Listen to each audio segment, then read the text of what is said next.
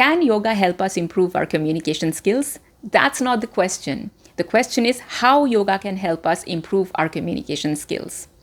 That's because yoga has been around for such a long time that there is one thing we can say for sure. After coming out of a yoga session, nobody says, I feel like punching someone, I feel like screaming. It definitely has an effect of restraint on people. So with that one truth in mind, I am going to explore 5 different ways yoga can help you improve your communication skills. In fact, we will put yoga to a little test this time. Prime Minister Narendra Modi of India, who introduced this World Yoga Day, will be in Kolkata on 21st June, which is the World Yoga Day, to have a yoga session with the citizens. He's going to be in Red Road in Kolkata, which is a very famous area. It is known to have hosted a lot of different kinds of crowd. And it'll be interesting to watch how people behave after a cricket match, after a political rally, as opposed to after a huge yoga session. I will definitely tune in and find out. If you like keeping yourself updated with practical communication tips like this, then do subscribe to the channel and let's get going. Number 1, breath control.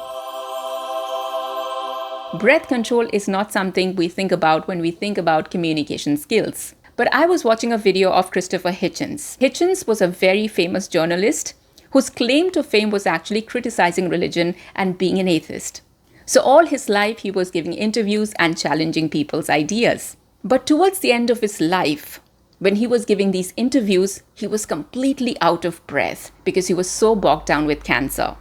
And that made me realize how important breathing is for our communication skills. Yoga has this technique and tool called pranayam, which is basically breathing exercises where you control your nostrils and your lungs and you practice different ways of breathing.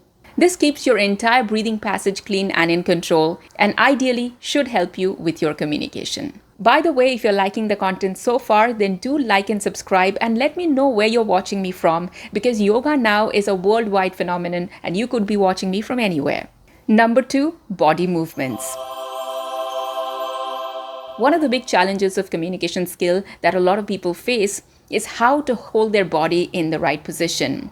A lot of people suffer from ADHD and general fidgeting tendencies where they cannot seem to hold still. They have just too much energy in their body, and it seems like they need a lot of gestures and a lot of movements and a lot of swaying in order to get their message across. Here is where meditation can come in and help you compose your body and keep your body under your control, where you measure and you decide every movement. Nothing is involuntary. Number 3, posture. If a teacher is teaching in the class, walking up and down, or sitting on a chair and talking, there is a lot of body movements and body posture to be maintained. And yoga actually helps you constantly focus on your spine, keeping your spine straight, and stretch your body enough in order to maintain a good posture and a fluid movement, which makes you look confident and in control. Not to mention, it makes you also look fit and all your clothes fit. And that definitely enhances your presentation skills, especially during public speaking.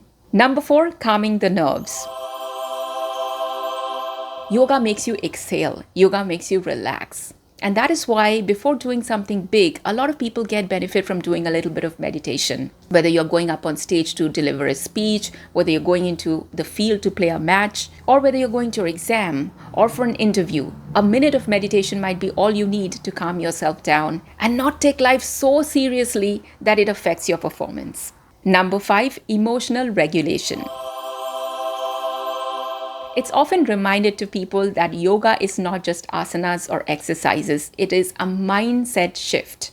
Yoga helps you slow down, go easy on yourself. In the rush of your life, you take a moment out and you just tell yourself everything is okay.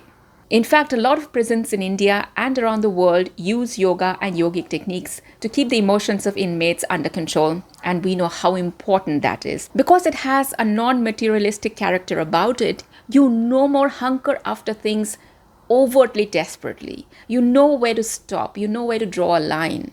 And that definitely helps with emotional regulation. You become less impulsive. And so when you talk and when you communicate, you are also less impulsive there.